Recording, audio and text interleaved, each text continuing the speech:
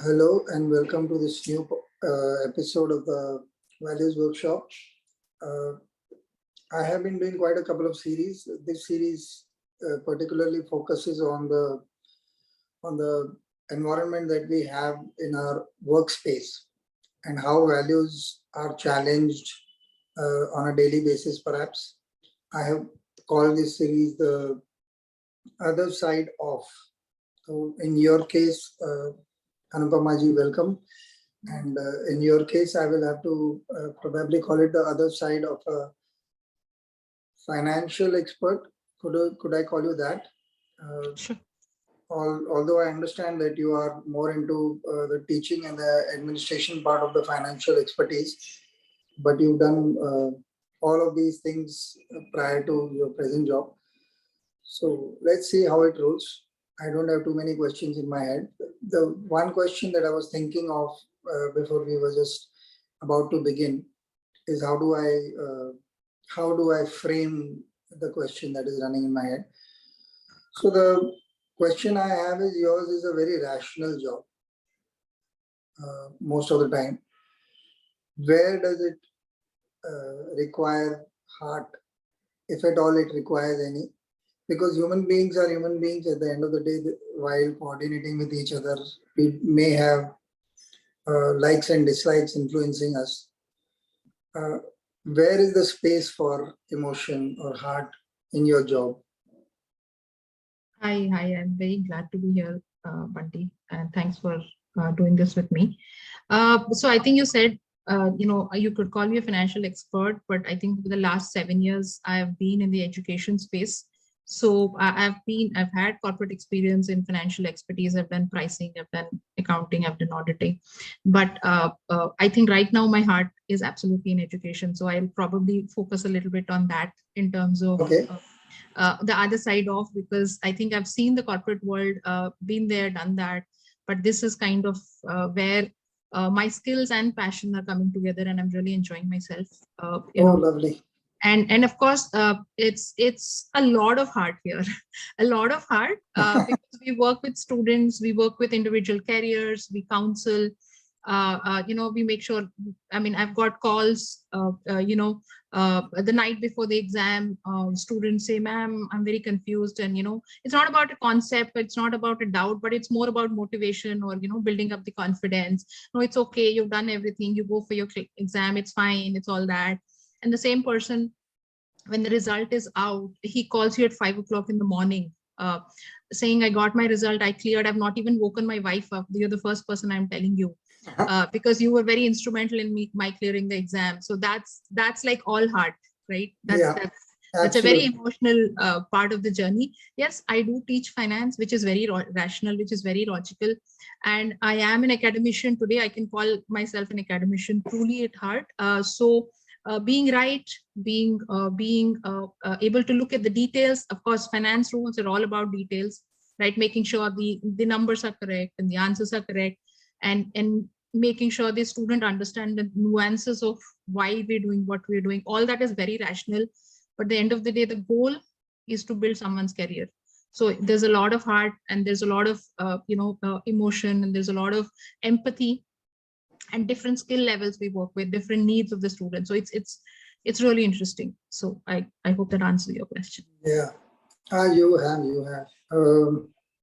This is beautiful. So one of the things that you mentioned in your answer was that you take care of their emotional state. If I were to ease out or simplify the statement you made about taking care of them before their exams and their gratifying response after the results are out.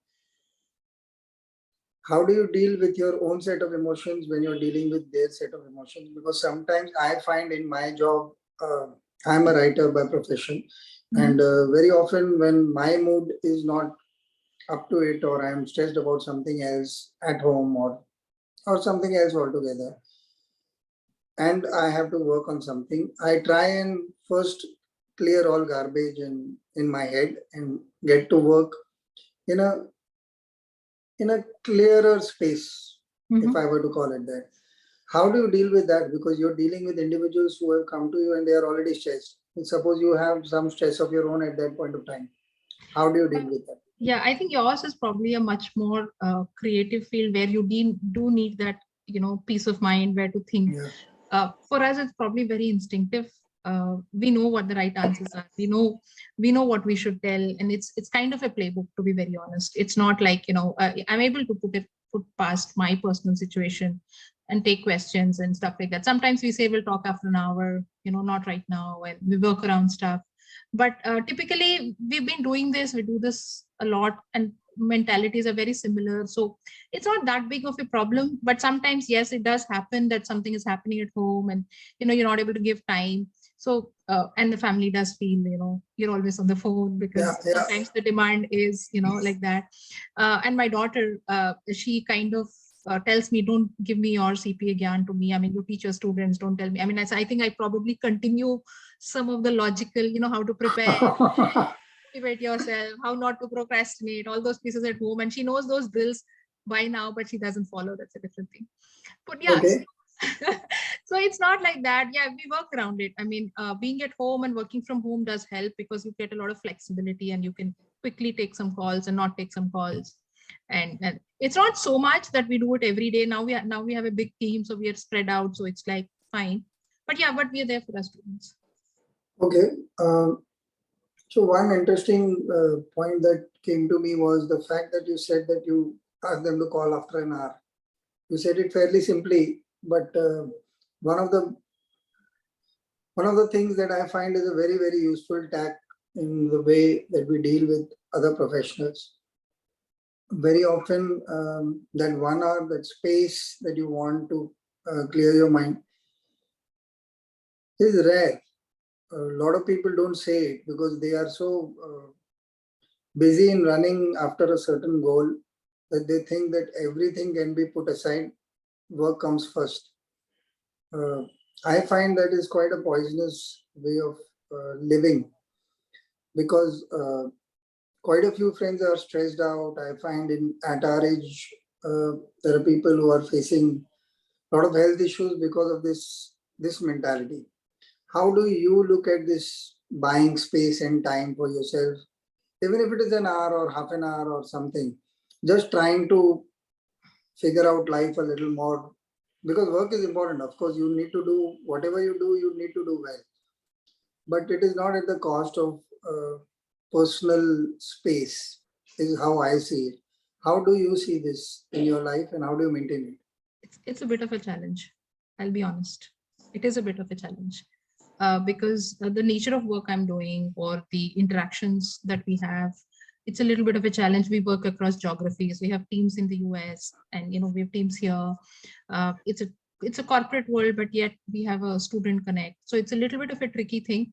I'm still trying to figure it out myself, but I'm trying to make pockets of time wherein I don't, work. I don't take calls. Like evening, I do make sure that I, step out and I take my time off and stuff like that. But I do have my peace of mind times that I mean, since I work from home, there's a lot more flexibility. Like early morning, a couple of hours, I make sure that I'm sorted on all my emails, stuff like that. And then later in the evening. So it depends. It's about how you manage your time, right? It's a challenge, but you can do it. I mean, you just have to make sure that they're professional boundaries. And whatever, I think the consistency helps. So every day you say, okay, this time to this time, I'm going to take this time. That helps to maintain it, rather than just, keep it open. I try doing that. It's taken me the whole of COVID. Of course, we never had anything to do else. So it was like all work. It was fine because we were really at home. But now it's more like, trying to take out your time, me time, stepping out, doing stuff, rather than just work from home. So yeah, it's both ways. Sometimes it works, sometimes it doesn't work. Yeah, true. So so yeah, so it's fine, I guess. I mean, I bump into you all the time when I go for my evening walk. Yeah, So, yeah. right. So that's the sanctity I try to maintain. This is very beautiful, because when I used to work for somebody else, so when I was on a job, I used to find reaching half an hour before everybody else reached was a huge blessing, because nobody wanted to. I wanted to have my tea, coffee, whatever it was, in peace. Maybe listen to a song or two, or just just be with myself to figure out what I had to do on that particular day, or plan for the day. Yes, absolutely. yeah, plan for the day, or even think on some subject that I have been struggling with, because that is a time where nobody is there to disturb you, nobody is bothering you, there are not many calls. So I kind of remembered that it kind of matched what you've been trying to do. I mean, another question that I want to ask you is about teamwork in the kind of work that you do, which is very quote unquote isolated, I would say. Let me explain. You are working from home on a particular aspect of the job. There are other people who get influenced or have to interact with you because of their job profile matching yours, or whatever interaction that you have to do. Then there are the receiving end of your services, which are the students. Sometimes all of this does not fall in place. Surely because maybe there is some lack of team spirit, or somebody doesn't understand, and whatever the reasons could be many, but there is a lack of seamlessness, if I were to call it that. Has it ever happened to you? And if it has happened, how do you manage to keep it seamless? Because working from home, you can be disciplined, but there can be other firefighting that is suddenly coming up because you are at home, and then you're supposed to take care of it as well. Or else the other person is unwilling to understand, or the recipient of your combined services, people from your office and you are trying to reach. Has there been a problem ever? And if there has been, what kind of problems do you face and how do you sort them out? sure, that's a very good question. Because of the nature of our work and how we are spread out across the country. I mean, our team is across the country. I have team members who are in, you can count the city and they're there. I mean, no two people are in one city actually. So I'm in Mumbai, I have somebody in Pune, Ahmedabad, Delhi, Bangalore, Chennai. So I have a team of 8 to 9 people who we've all worked together. So it is certainly very different managing, online teams. And I think a lot has been said during the pandemic about what are the different challenges of making sure the team is with you, and the motivation or the goals or direction is happening, and work gets done and stuff like that. So typically I think where I am coming from, I give a lot of independence. So the ownership is there, but really not micromanagement, right? The ownership, as long as the task gets done, we don't really bother, and we do give a lot of flexibility to our teams, which I also get. As I said, I get to make my own windows where I don't work and stuff, unless it's something very specific. We do have class schedules, of course. So classes are sacrosanct, where we reach out to students, or Google Meets with students are sacrosanct. They're like, we don't take any chances with those. But other than that, you have flexible timings you can do. And as some people work in the morning, some people work in the evening, which is fine as long as the work gets done. So it's been working fine. Because I think a very important part is the work ethic that you set as an example, right? It's, as the leader of the team, if I'm saying, okay, if I say something, I know that I'm going to make sure I'll do whatever it takes to get it done, or at least my full efforts. Even if it's not done, it's not like because of lack of effort, right? So that ethic sets an example. And when you say something, people do kind of make that, and that's how you build a team, and you kind of identify such people to add to your team, where I give a lot of importance to work ethic. It's not the skills, they're learnable. It's the knowledge you can go read. Nowadays, everything is available on internet. Even if you don't know what to answer to the student, you Google it, understand it, and explain. I've done that myself, because it's more about putting it together and explaining to the students rather actually having the knowledge. Sometimes it works like that, but it's more about the ethic, right? And then if you have a team which has a good, strong ethic, I think a lot of problems are solved. But of course, we do have like daily connects every day, 15 minutes, we all connect in the morning, make sure, we're all together and whatever it is. And of course, the communication of, technology today, we're all on WhatsApp groups to make sure we're all doing, if two people are talking on the WhatsApp group, we know what's happening, even though we're not sitting right next to them, right? So those are some of the things we do, and we make up. Sometimes I do feel that I don't know what the team is doing, then we could do a little bit more of an outreach and make sure they're working. Sometimes we do feel that, but it's never been a situation that it's been a firefighting because of the distances that we have. I've not had that, but I've been blessed. Probably it's been very, very my team is great, and we work very well together. And I think most people today have figured out how to do this online connections for the past 2 years. It's mostly working, I would say. It's mostly working. Okay. Okay, I have two kind of questions, so you get to pick. Should I ask you a trick question first, or should I ask you the normal question first? Is this a trick question? Trick question. The trick question is, all of this sounds so proper. When does the shit hit the fan? Yeah, okay, fair enough. Is that the trick question? Yeah, that is the trick question. Oh, of course, there are times when what we call is student escalations. It does happen. I mean, people, it's normal. We just have to reach out and communicate. So typically what happens is uh, people are not communicating, right? It does happen, right?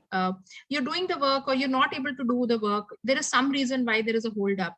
You have to tell the other person that, I'm not able to do it, or I'll do it later, or this is why I'm not able to respond to you. That piece gets missing. If you do that piece, I think for most people are sorted.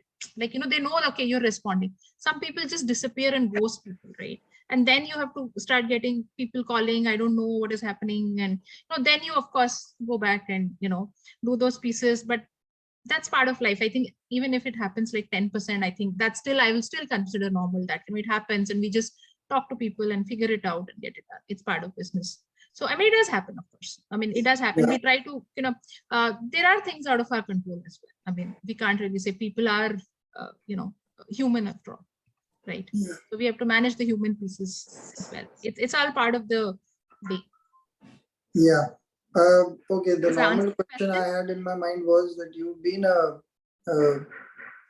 financial expert in the earlier part of your career.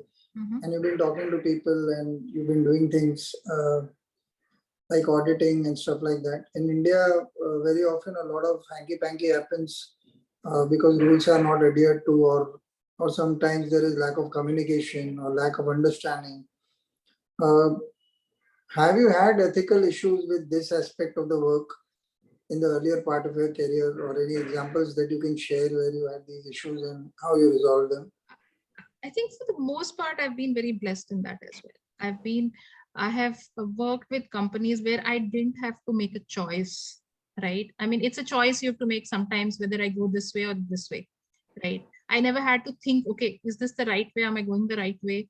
I always knew I could go the right way. I was very, very blessed that way. I do understand what you're saying. When you were in the, practicing chartered accountant industry, sometimes you do have to make calls for the client's good. That may have you make some choices, but I've always been with organizations where I've had really good culture, where these things were never a choice. I mean, you just know what you have to do. And then I was working, and pretty much I was in corporates, and then I was with a non-profit, then I'm an academic. So I mean, they're all like very work ethic oriented, like a certain public welfare goals, if I may say. Right. So I've made choices of joining organizations like that because I know that I will not be able to make those. I mean, I never went and put up a board outside my house, even though even today I can, that I am a CA, but I've never done that because I think I've consciously chosen that the path I can take without losing my sleep. Right. Okay. So it's been a question leading on from that answer. Sorry. I said maybe I've missed on opportunities for that, but no, I'm coming to that. So do you think you're missing out on some aspect of career growth or ambition or stuff like that? And how do you deal with the loss in that sense? Or is your value important more than the... Absolutely. I mean, it's never been a choice of, it's never been like, I could have been somewhere else. No, absolutely. I'm happy where I am right now. I could do better probably. I mean, in the bigger scheme of things, I think I probably couldn't do better. Everybody wants to do better, but not at the compromise of certain things. I've never had a second thought about it. I think it's probably what my dad and my mom kind of, like we growing up in our families also, we never had to make that choice. My family never made a choice of going any other way. So it's always what we've seen at home. So it's like a no-brainer actually. Wonderful. So on that note, one question as a parent, how easy or how difficult do you find it in today's times to explain to your kid the value of sticking to your principles. Generally, a lot of people see it as boring. Other parents are far too busy to bother about this aspect of life, which is one of the reasons why I started this podcast. Fortunately, unfortunately, it's just reaching our age group, but once in a while I get lucky and I have kids talking, and it's a joy to hear them out. But mostly it becomes a very difficult task when you're trying to figure out how to communicate with them about this, which is an essential part of who we are, Absolutely. more than anything else. So how as a parent, how do you deal with this, and is there any modus operandi that we can get from you? Sure. I mean, I think that's a very pertinent point you're making, because the children are more aware of the world than we ever were at this age, right? They have more access to information. They have more access to people. They are even generally watching people and observing. It's so much different. The children who are in school at these ages are so much more, adult like than we Yeah, were at this age. I mean, it's really scary actually in some points. true. And just preaching to the kids will not help, because they see their friends, they see everything, and the friends are maybe coming from different families of different values, which they don't really bother about. uh, I mean, it's a very tight rope that you walk, because preaching never helps. That's what I've seen. I mean, my daughter, but the moment she thinks that there's a tone of preaching that I start, she just shuts down and tunes out. So I think that's something we cannot do. Of course, it's a struggle. I think more about setting an example, making choices in front of them, and maybe explaining the reasoning why you made those choices. Those are the things which develop their mind than telling them. I think there's a saying which says that. Uh, don't be upset that your child is not listening to you. Be aware that the child is watching you, because what you're doing rather than what you're telling them to do, right? i think True. i think I'm not saying that I do that all the time. I mean, we all struggle as parents, but I think that's a very Yeah, important point. I think just yeah, yeah. especially the values piece, not telling them that, don't do this, don't do that, but if they watch you take certain decisions in certain times, and it may be sometimes they're part of it, because mostly they won't know what you're doing, but sometimes they watch you take decisions. Something goes wrong outside, and how you deal with those things. I think they learn more than just telling them don't talk to that girl, or don't talk to that boy. They have bad habits. I mean, that doesn't help, because children even more resist and go and try to do what you tell them not to do. So I think that's the challenge. And of course, access to the outside information and this whole technology piece in today's world, they grow up much faster. Those are the challenges we all face. So it's a little tricky, but yeah, I guess we do what we can. So I think I have run out of questions here. Thank you so much Thank you for so much. covering a lot of aspects, and Uh, I think it is so beautiful because instead of sitting and preaching about certain things in our work life or uh, in our professional or personal lives, uh, it's so much more easier to figure out what you want and how to go about it. Like you have demonstrated in your workspace or your parenting space that we just spoke of. Thank you so much, and this has been a brief but a very wonderful chat. Thank you so Thank you. much for this opportunity. Thank you. Thank you. I'll Sure. see you Bye. around. Sure. Bye. Bye.